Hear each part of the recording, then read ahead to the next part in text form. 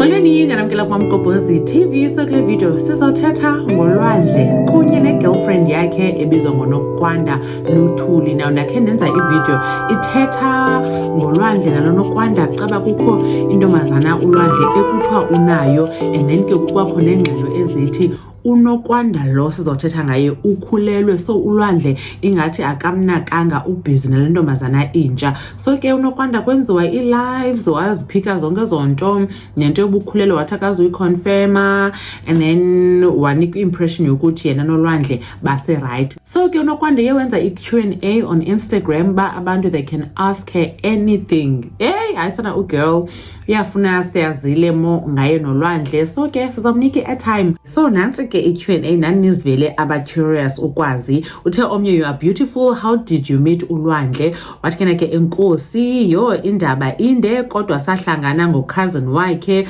owayengumngane wami. Wathi ke omnye, niyathandana ngempela nolwandle Mseleku? Wathi girl yebo, watsho ebonisa i-pic ekunye nolwandle sana besemathandweni. Omnye wathi ke umuhle sana mntu kalwandle, useke wadibana nabazali bakhe? Waphendula ke ugirl esithi kaningi. So kukaningi edibana notata uMusa Mseleku noMacele. Wambuza ke omnye, is it true ukuthi ulwandle usenesithembu naye? How do you feel about that? Yaphendula igirl esithi yebo iqiniso. So ulwandle unesithembu nyani, hayi owe angazi ke ukuthi ngizizwa njani kodwa futhi anginankinga naso. Omnye ke wathi umamkhulu Macele wakwamukela uyakhuluma naye, so imibuzo yethu wachaza ukuthi yebo siyakhuluma kancane on WhatsApp and wangamukela kahle. So wamkele konguMacele intombi kalwandle. Wabuza ke omnye ukuba senijole isikhathi esingakanani nolwandle? Wachaza ke nakuba sebezawugqiba unyaka ngoku. Wathi omnye seke wahlangana noVuyo noTirelo? Waphendula seke ngambona uTirelo and muhle sana, hayi nomtiritiri. Athi omnye pho manje wazitholela wena ukuthi usesithembini noma ulwandle wakutshela?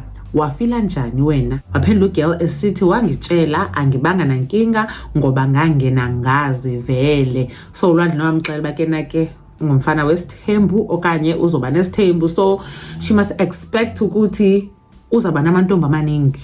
Wathi omnye umbuzo, how's mamkhulu Manto kuwena? I'm sure she's super nice, ave ngimthanda bandla. Waphendula ukuthi ungiphathisa okweqanda. I wonder kuba mhlambi kusithiwa ukhulelwe, so uMacele uthi hey lo mntana uthwele umzukulwana wami allegedly. Wathi omnye manje wena uvela nini kwi-TV sikubone? Yes, sifuna ukwazi. Yes, that's a good question.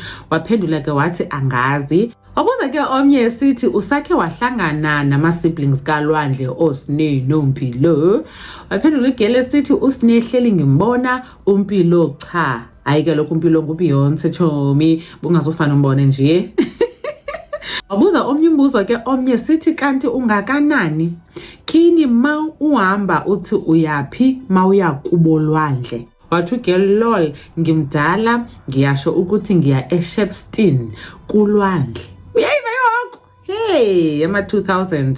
Wabuza omnye awumsabi uMseleku? Wathi girl akamsabi kodwa uyamhlonipha. Omnye ke wambuza ba are you from Durban or Potchefstroom? Wachaza uba ungowase Durban. So injalo ke sana intombi kalwandle isichazela uba yena iyajola nyani nolwandle kwaye uyazana ne-parents kalwandle, uyancokola kunye noMacele on WhatsApp.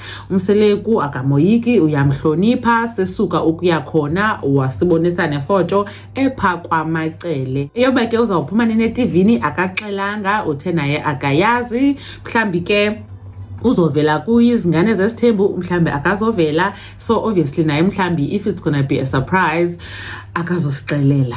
But yeah, itsho ke intombi kalwandle imibuzo abantu bebenayo kuye uyiphendulile njengoba nani nivile. Khanikini itsho ke nakuba nicinga ntoni ngento yesithembu sikalwandle bethuna uMamgobhozi? Uyanibona kwivideo elandelayo.